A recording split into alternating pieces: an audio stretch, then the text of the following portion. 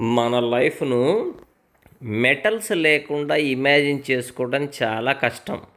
అంటే ప్రతి వస్తువు గూడా ఏదో ఒక మెటల్‌తో తయారు చేయబడిందే దాదాపుగా. మరి ఈ మెటల్స్ అనేవి జనరల్‌గా ఎక్కడ దొరుకుతాయి? వాటి సోర్స్ ఏంటి? ఎర్త్ క్రస్ట్ అంటే భూమి యొక్క పొరలలో మనం మెటల్స్‌ని త్రవ్వి తీసుకోవచ్చనమాట. అది ప్రొసీజర్. మరి ఈ మెటల్స్ అనేవి ప్యూర్‌గా దొరకవు. డైరెక్ట్‌గా ప్యూర్ ఫామ్‌లో చిక్కవు. మరి ఎలా దొరుకుతాయి అవి? అవి వాటికుండే రియాక్టివిటీ వల్ల కంబైన్డ్ ఫామ్‌లో దొరుకుతాయి. ఫర్ ఎగ్జాంపుల్ ఇది ప్యూర్ సోడియం అలా దొరకదది. సోడియం క్లోరైడ్ అంటే మనం ఉప్పు అలా చిక్కుతుంది ప్రకృతిలో. మరి ఇదేంటిది ప్యూర్ అల్యూమినియం మెటల్ అలా ప్రకృతిలో దొరకదది. మరి బాక్సైట్ అని ఒక ఓర్‌గా దొరుకుతుంది. అది రాయది. దాని నుంచి మనం అల్యూమినియంని పొందాలి.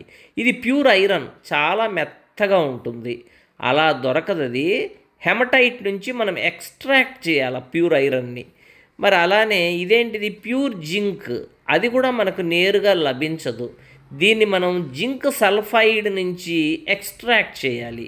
ఇలా ఇవన్నీ ఎందుకున్నాయంటే వాటికి ఉండే హై రియాక్టివిటీ వల్ల వేరే దాంతో రియాక్ట్ అయ్యి అవి మనకు కంబైన్డ్ స్టేట్లో దొరుకుతున్నాయి కానీ ప్యూర్ ఫామ్లో దొరకటం లేదనమాట. మరి ఇక్కడ చూడండి గోల్డ్ ఉంది. అది మనం చాలా ఇంపార్టెంట్ ఖరీదైన మెటల్. మరి ప్లాటినం ఉంది. చాలా వాల్యుబుల్ మెటల్. అలానే సిల్వర్ ఉంది, వెండి. అది కూడా వాల్యుబుల్ మెటలే. ఇవన్నీ కూడా నేచర్‌లో ప్యూర్ ఫామ్‌లో దొరుకుతాయి. వేరే దాంతో కలవు. కారణం ఏంటి అంటే వాటికున్నటువంటి లెస్ రియాక్టివిటీ వల్ల. మరి జాగ్రత్తగా చూడండి కాపర్‌ని, సిల్వర్‌ని, గోల్డ్‌ని కాయినేజ్ మెటల్స్ అంటారు.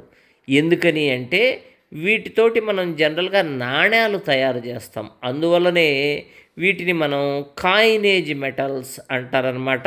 వాటికి డ్యూరబిలిటీ ఎక్కువ, తొందరగా కొరోడ్ కావు. అంటే క్షయం కావనమాట.